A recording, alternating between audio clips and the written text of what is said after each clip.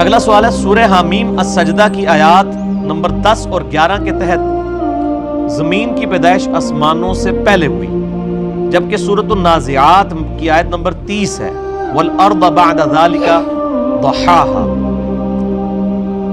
اس کے تحت یہ تضاد کیوں آ رہا ہے؟ یہ تضاد نہیں ہے میرے بھائی، یہ اگلے دن ایک بھائی نے مجھے ای میل کے اوپر بھی سوال کیا تھا، میں نے ان کو جواب دیا تھا۔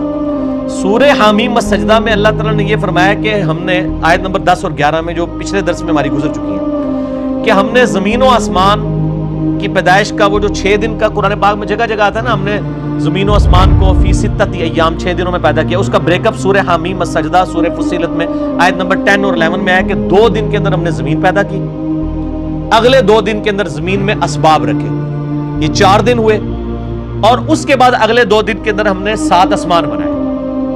جبکہ سورۃ النازعات کی آیت نمبر 30 میں آیا کہ ہم نے زمین کو اس کے بعد رہنے کے قابل بنایا۔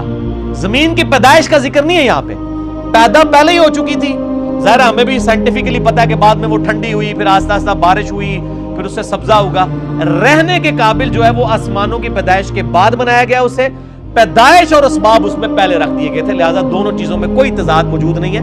آپ آیات کو غور سے بھی پڑھ لیا کریں، اس میں ہے کہ ہم نے زمین کو اس کے بعد بچھونے کے طور پر رہنے کے قابل بنایا۔ بعض لوگوں نے اس کا ترجمہ یہ بھی کیا ہے کہ ہم نے زمین کو اس کے بعد ایگ شیپ میں بنایا، لیکن لٹریچر میں اس کی کوئی اس حوالے سے دلیل نہیں ملتی۔ 1-2 دفعہ میں نے بھی بیان کیا تھا، لیکن پھر میں نے اس کی جب تحقیق کی تو ایسی کوئی دلیل نہیں ملتی، یہی ہے کہ زمین کو رہنے کے قابل بنایا۔ ٹھیک ہو گیا جی؟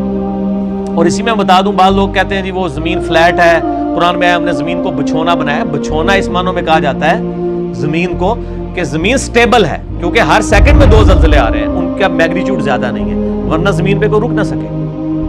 تو فلیٹ قرآن پاک میں کہیں نہیں ہے کہ زمین فلیٹ ہے، نہ قرآن پاک میں کہیں ڈائریکٹلی آیا کہ زمین گول ہے۔ سائنس سے ہمیں پتہ چلا زمین گول ہے، البتہ رہنے کے قابل ہے، اور ایک بہت بڑے گول دائرے میں 1-2 کلومیٹر تک بھی آپ جائیں تو وہ فلیٹ ہی نظر آئے گا، کیونکہ ایک بہت بڑی آرک کا چھوٹا سا حصہ آلموسٹ اسٹریٹ لائن ہی ہوتا ہے۔ ٹھیک ہو گیا نہیں؟ اور وہ جو سرکمفرنس 40,000 کلومیٹر کا ہے زمین کا، 40,000 کلومیٹر ہے یہ گولائی، تو اس میں 1 کلومیٹر کیا 10 کلومیٹر بھی ایک اسٹریٹ لائن نہیں ہوگی۔ فلیٹ اس اعتبار سے کہ رہنے کے قابل ہے۔ فلیٹ قرآن پاک نے یہ نہیں کہا کہ زمین بالکل چپٹی ہے، یہ قرآن پاک میں کہیں نہیں ہے، بالکل ہی غلط دعویٰ ہے۔